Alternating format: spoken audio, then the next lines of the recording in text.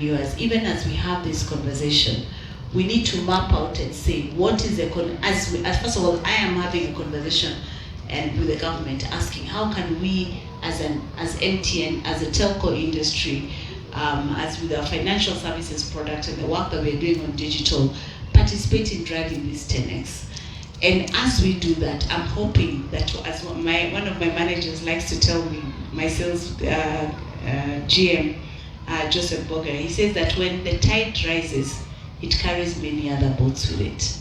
I hope as we rise the tide in terms of the participation that we want to have in growing this country, that the women who are here and the ones who are also going to be joining this program as we launch our too will also be part of the boats that will be participating and therefore getting raised.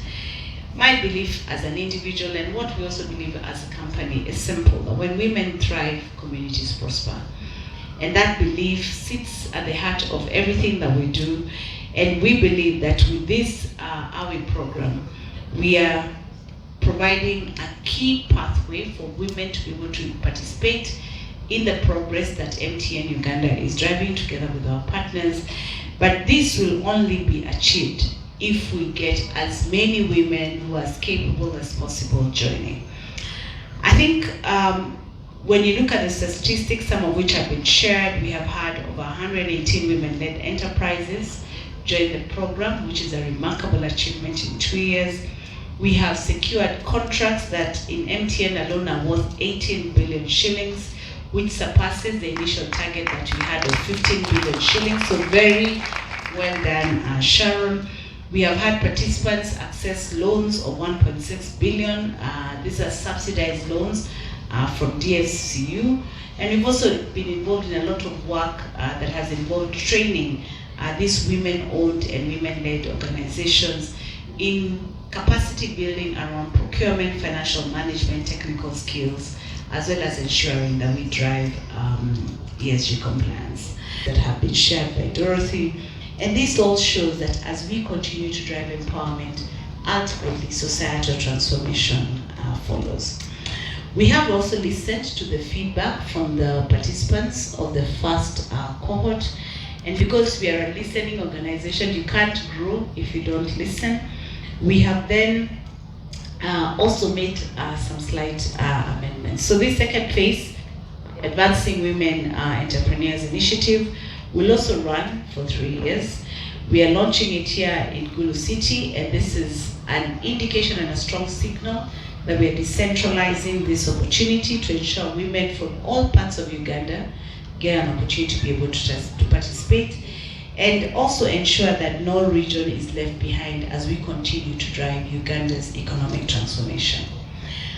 Building on the success of the first phase, we are therefore calling on women across every region, every part of the country. If you feel you have an entrepreneurial spirit and you can make a difference, please apply for this second cohort. I think Sharon had probably emphasized some of the key things we're looking at, but I'll repeat them. Every eligible business must be at least 50% women-owned or majority women shareholder, actively led by women, with at least 1 year of operational history. We don't want briefcase companies to pop up, and an annual revenue of at least 60 million shillings and a valid tax compliance certificate. Priority obviously will be given to small and medium enterprises, youth-led businesses between the ages of 23 and 35, because we are largely a very youthful nation, and also companies that are owned by women living with disability. We will continue to focus on sectors of technology, network infrastructure, digital solutions, green and solar energy, facility management, commercial products, and professional services, and because these are the sectors that are shaping our economic transformation, creating high-value jobs, and also opening new opportunities for growth and innovation.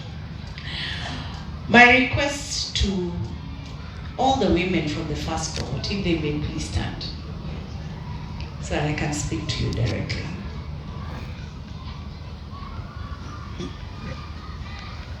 So first of all, I'm really, really grateful for you making the time and traveling all the way here.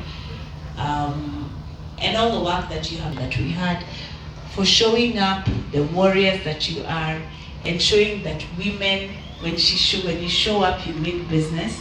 I celebrate you and I thank you. You have given credibility to the seat that you have. But I also want to ask you that this journey requires that we raise other women, run our advantage in terms of being the ones who started this off.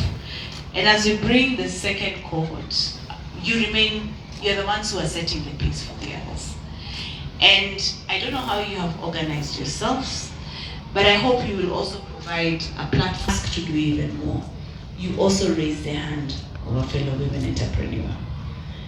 I would like to see the second cohort land and take off much faster because they have your support.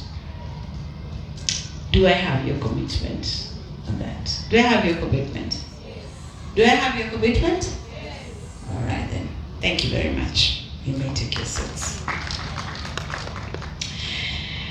So, as I close, to all the ladies who are here and the ones who are listening to us as we launch this second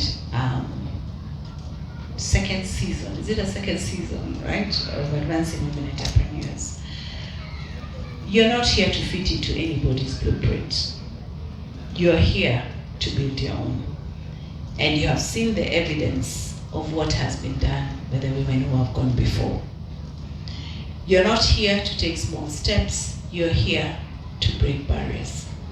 And the first barrier that you have to break is the rewiring of your mindset and everything that limits you from believing that you cannot, simply because you're a woman. You're not here to whisper, but you're here to stand on a stage and loudly proclaim that you're here to create a change, create disruption, and put your hand to the plow in bringing that difference. To every woman who has been told that you can't, to every woman who's listening out there told, you cannot build a base station, you cannot run a technology company, I want you to answer the world with the words, watch me. Because when women show up, women business. And to the future entrepreneurs, all the girls, my daughter included, who are out there, who feel unsure whether they belong in coding, whether they belong in engineering, whether they can do data, whether they can do fiber builds, whether they can do cybersecurity, or just simply be entrepreneurs and employ those who can. Remember this, that the future does not belong to one gender. The future belongs to those who are brave enough to create it. And those are the ones that we are calling on today. I also want to thank all our allies